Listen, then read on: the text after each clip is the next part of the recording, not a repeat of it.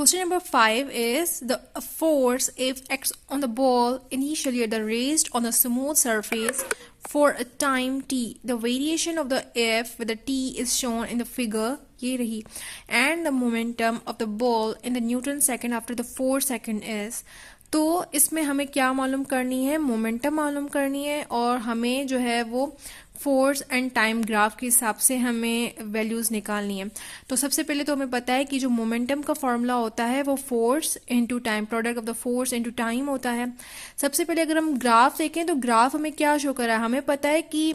जो मोमेंटम होती है वो area under the force and time होता है और यहाँ पर जो कि हमारा जो एरिया है वो इसका शेप जो है वो ट्राइंगल है, तो इसके अंदर जो फॉर्मूला हो जाएगा वो 1/2 फोर्स इनटू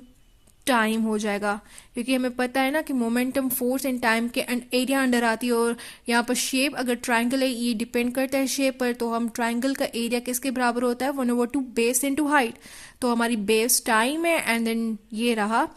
हाइट जो है वो एफ है। तो हम इस तरह से फॉर्मूला हमारा ये मॉडिफाई हो जाएगा एंड देन हम इस हिसाब से सॉल्व करेंगे। मोमेंटम इज इक्वल्स टू 1/2, हमारी फोर्स की वैल्यू कितनी है 20,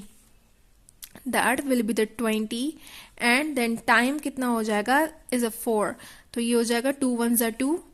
2 2 ज़ा 4 and then 20 into 2 that will be the 40 newton second. ठीक है बच्चों, तो इसका जो राइट ऑप्शन हो जाएगा वो डी हो जाएगा।